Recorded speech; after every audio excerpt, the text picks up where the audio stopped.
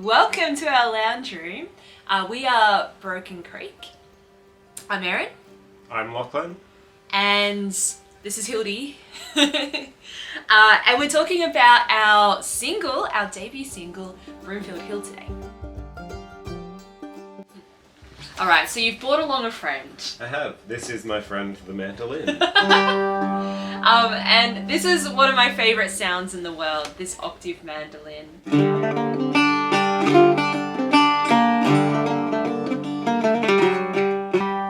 Yeah, so this has more neck, essentially, so it's a lower sound than a traditional mandolin. This instrument came to me, it's got a cool backstory. In the late 80s and early 90s, my dad was in a bush band called Pat Keegan and the Loaded Dog. I love that we've got this product placement from the 80s and 90s. Yeah, so it's really cool, you can see the photo of the band with my dad here over in the flannel shirt that he still owns. He looks about 12 in there. Yeah. He's a young looking dad. It's a great album, you can listen to it on... Also, you can see where Lachlan gets his beard inspiration from. Oh, yeah. So if we go back, my beard inspo from Pat in the centre. Yeah. Yes, inspiring you musically and follically. Yeah. So Pat Keegan and the Loaded Dog, grew up watching him play this instrument at gigs, Canberra, the National Folk Festival, all that kind of stuff. Little tiny me dancing around to this. Doing a mini do-si-do. So, fast forward 20 years, Pat Keegan, he's building guitars. He builds great guitars. If you're in the market for custom-made Fender-style guitars, he's your man. So he was on a wood-buying trip to Spotswood for some materials for some great guitars. Some reclaimed wood. He says to me, can I swing by for a cup of tea? Which was so lovely, because we had heard his music our whole lives, and we sort of had talked a little bit on social media, but we hadn't seen him since you were a toddler. It had been a long time. So he knocks on the door. We've got the kettle on, and he says, I've got a gift for you, and he hands this to me. I'm like, are you for real? So it's this lovely octave mandolin, custom built in England in the 70s or 80s, and I've been playing it lots ever since. Yeah. It's also will be on Cutty Wren. Yeah. It's our other mandolin song. It's all over the album, so thanks, look forward Pat. to hearing that. Thanks, Pat. When you're writing a tune, when you're trying to work out how to do it, what's your starting point? So you kind of work out the underlying home pitch of the thing. The home bass. So which is G? That's our G. Yeah. Then what are the relationships between the notes in the tune? So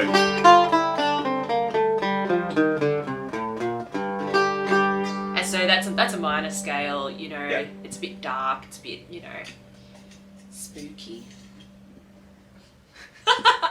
Hilde's tapping the microphone. Hilde doesn't want us recording this film. And then there's this basic idea in tune writing is that you might have question phrases and answer phrases. Question phrase. It's kind of up in the air, right? It's like, what is gonna happen? Yeah, and then answer phrase. You're going to the hill. Not the lyrics. It's gonna be kinda scary, but I'll be alright.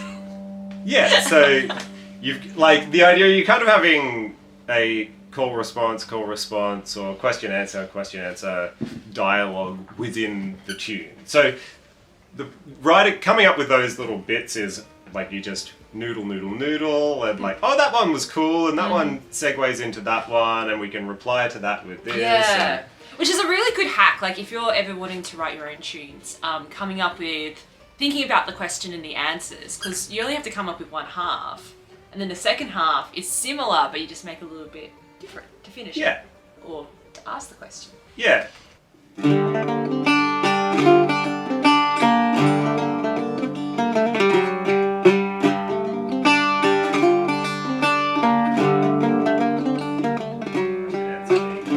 it's a little bit different, where it's a lot of descending ideas. So it still sounds like the question. yeah, there's still a bit of a question. Yeah. But it's a different kind of question. Perhaps someone different within the tune is asking the question. Maybe this is the auntie. She's my favourite character in the tune.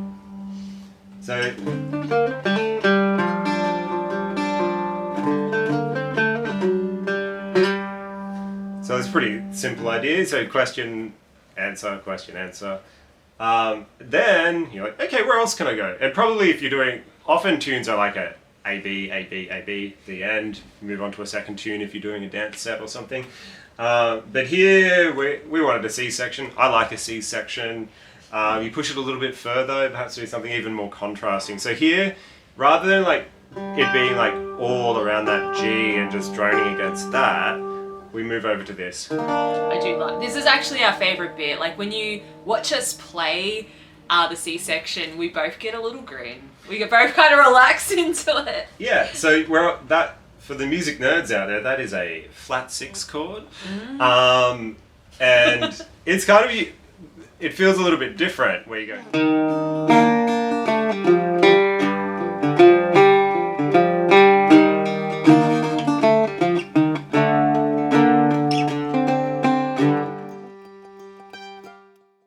So Broomfield Hill is not an original story. This is an old Scottish story.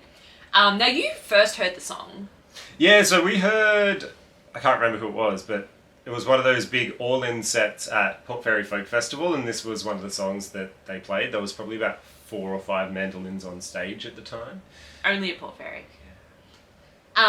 And you always told me, like, yeah, we should do Broomfield Hill because it's quite a feminist folk song. Like, usually we have to take these songs and rewrite them a whole lot. Or, yeah, really play with it, change up the perspectives. But this song, it's already got a heroine at the centre of it. And very rare, but she actually, has a happy ending, which doesn't always happen. Uncommon in folk music. She does not end up dead. She doesn't end up dead.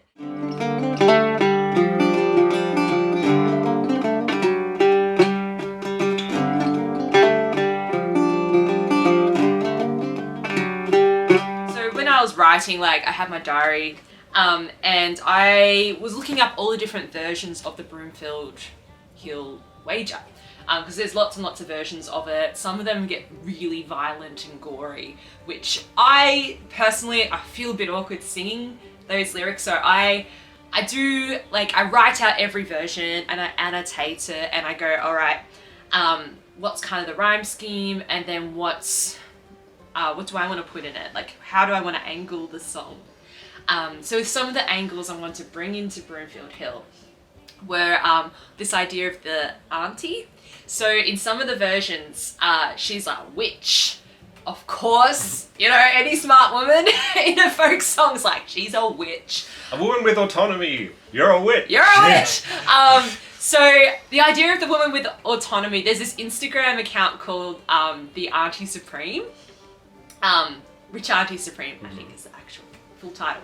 And it's the idea that if you're a woman without children, and you kind of can be this auntie figure and of the whole village, right, or the community that you're in, and give the young'uns advice, look over them to make sure they're doing all right.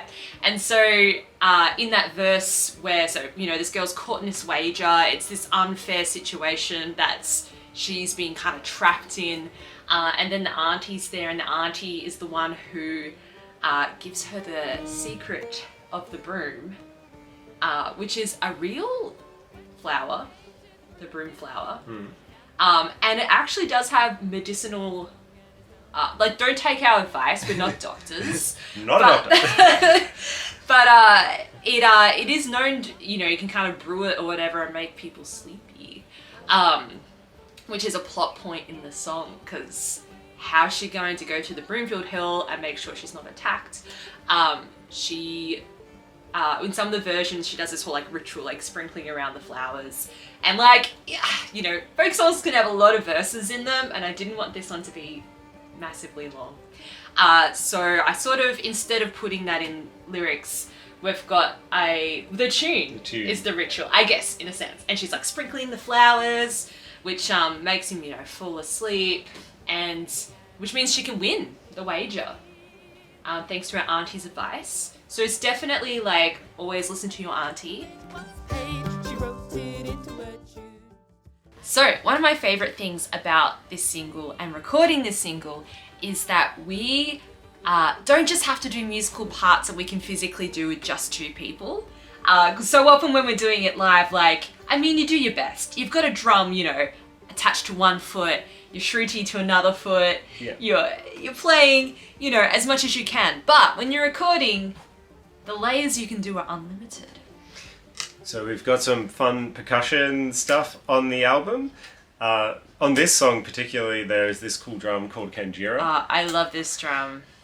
So this is the deceptive drum. It looks tiny. You'd expect it to sound like a tinny tambourine. But in fact, it does really interesting things, like really low pitches. It's got some cool slappy pitches. You've got a jingle. And you can tension it with your left hand while you play it to get a whole lot of different things going on like this.